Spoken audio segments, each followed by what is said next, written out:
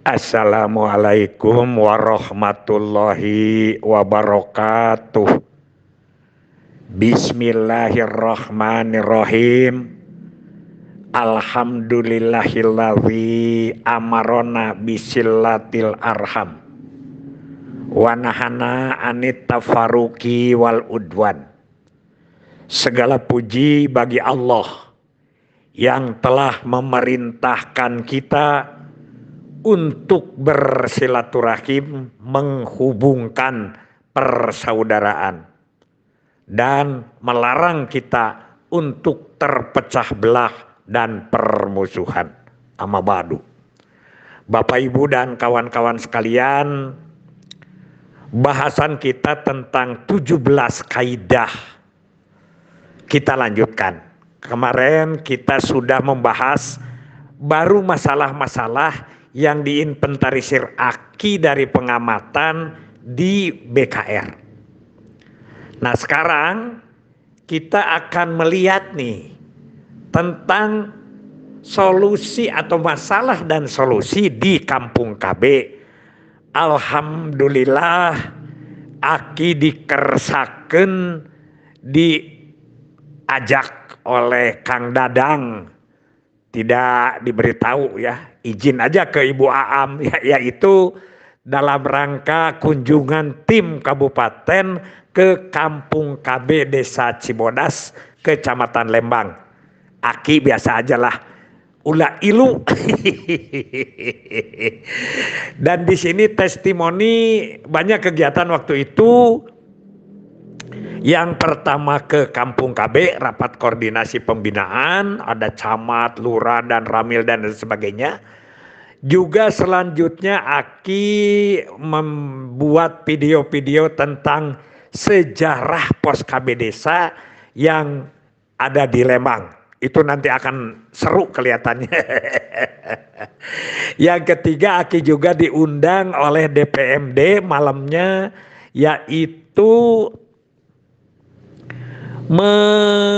bertemu dengan operator posyandu. Operator posyandu tiap-tiap kecamatan.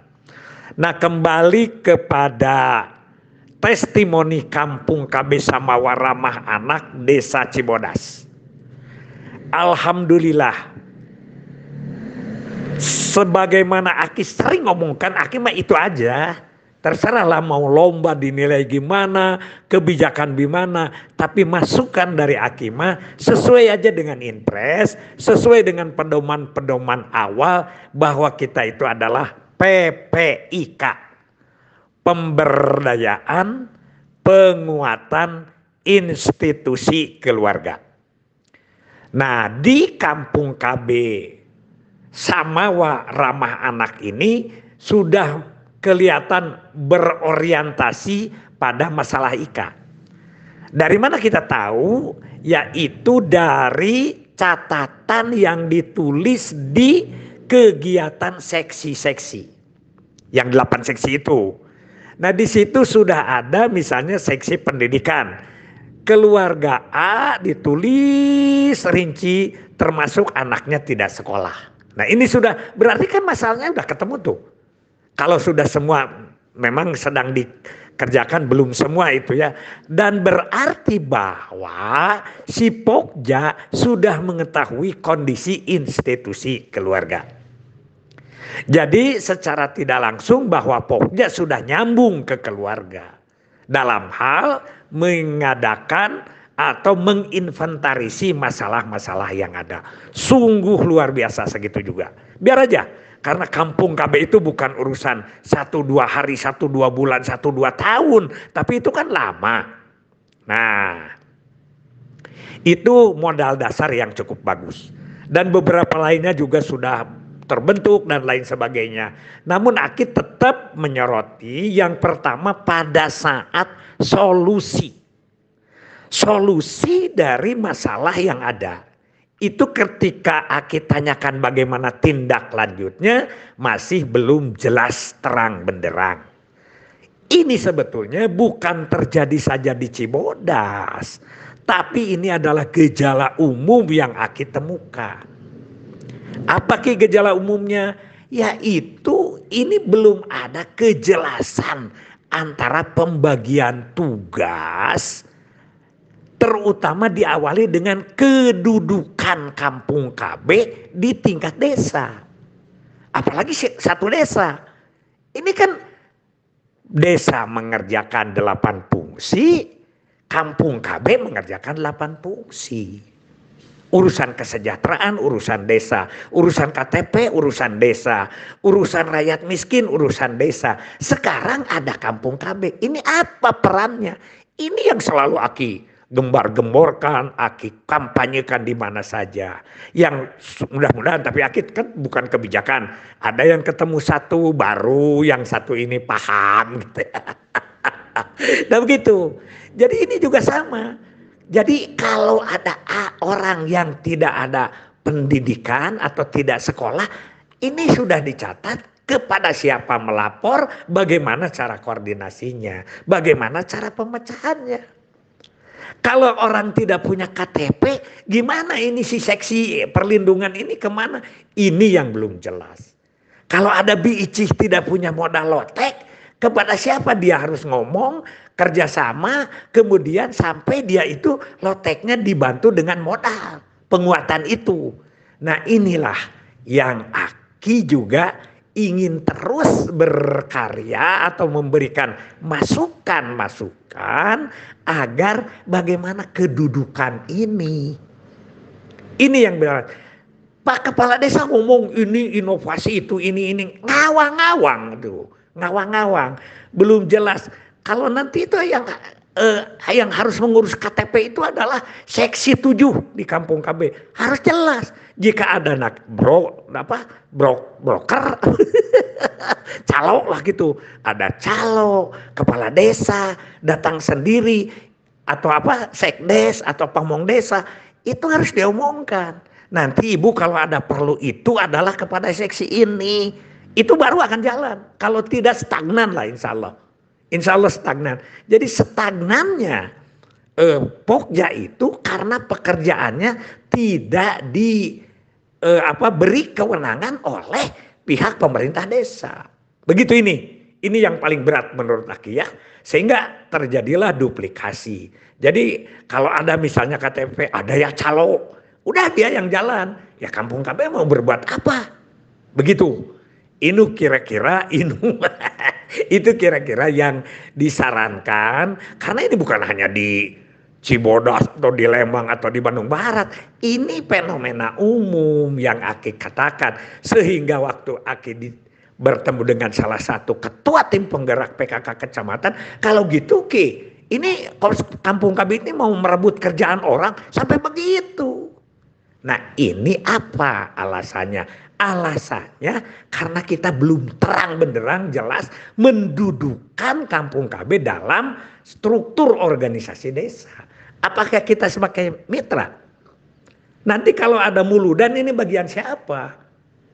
Ini kan keagamaan nih. Apakah urusan MUI atau urusan Kampung KB seksi 1?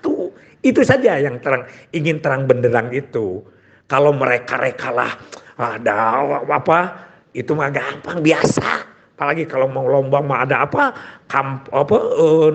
kebun Kampung KB, ada itulah itu mah lalakon zaman dulu dina lomba desa segala diada-adakan. Tapi ini yang Aki dan ini tidak akan tersentuh oleh lomba, tidak akan tersentuh karena ini mah Aki mah bukan untuk lomba tapi untuk ngajak berkarya berikutnya. Itu ya. Dulu kan kita sudah melatih para yang disebut dengan tim desa. Aki dengan Bu Ida Indrawati, Kepala Diklat, terus tim-tim itu. Ternyata di tiap diklat tuh, dengan Kang Dudu, dengan Bu Wiwin yang sekarang jadi ini, Kepala Diklat. Itu melahirkan Santoso. Santoso itu yang paham langsung membuat perdes dalam jangka waktu semalam dengan 11 cangkir kopi. Keluar anggaran, mengerti paham itu ini. Nah ini yang kita harapkan. Itu ya, Aki. Sebetulnya banyak ya ini dongeng-dongengnya, tapi sudah mengarah ke arah yang bagus. Ya, salut Aki. dengan itu. Di tempat-tempat lain masih kelihatannya tidak nyambung, ya. Biasa aja mengadakan UPPKS kelompoknya. Rakyat teka sentuh gitu keluarga-keluarga teh. Sehingga partisipasinya juga tidak nampak. Kampung-kampung mana, di Cicingan mana itu belum nampak. Di Bandung Barat sudah mulai nampak. Yalah. Yang berikutnya masalahnya adalah laki-laki tidak langgeng jadi pokja. Kita kenapa ini pokja perempuan semua? Kecuali ketuanya yang laki-laki. Jawabannya dulu banyak laki-laki, tapi mereka itu RT katanya. Nah sekarang masa jabatan RT-nya habis, jadi sekarang tidak ada laki-lakinya. Nah ini kan masalah, segera solusi. Segera solusinya dengan apa? Satu, mungkin yang lama beri penjelasan. Beda antara RT yang pengurus kampung KB, teruskan saja kalau mau. Yang kedua, RT yang baru, otomatiskan jadi pengurus pengganti yang lama. Yang ketiga, cari dari luar, bukan RT, bukan mantan RT, tapi masyarakat yang termotivasi untuk membantu kampung KB. Ya. Yang berikutnya yang terakhir yang ketemu oleh Aki adalah Aki tanya, PIK remaja, karena di situ masih ada duplikasi ya. Saya sebagai seksi anu tapi saya juga sebagai anu, jadi dia pegang 2 dan 3. Nah, ketika Aki tanya, PIK remaja berapa anggotanya? Ternyata di atas 100. Lupa Aki, 119 atau 129. Nah, ini juga perlu dipecah sesuai dengan kondisi, pedoman, dan kebutuhan. Tetaplah 30 atau paling banyaknya 40, 20, misalnya menjadi 4 atau 5 kelompok. Supaya nanti pembinaannya lebih terarah dan tidak ngawur. Ya, itu. Nah, itu saja dari Aki, tapi mesti ingat, kaidah 16 dan 17 di masalah dan solusi, jadi solusi yang tidak dikerjakan itu bukan solusi. Jadi apa-apa yang harus kita itu terus-terus. Jadi begitu selesai satu orang berhenti, yang pokja cepat dimotivasi atau diganti. Nah ini, kalau sekarang misalnya ini mau memecahkan PIK, jangan dibiarkan. Ya dari 1 bisa jadi 2 dulu, 2 jadi 4. Itu baru solusi masalah dan solusi. Billahi fisabilillah. Wassalamualaikum warahmatullahi wabarakatuh.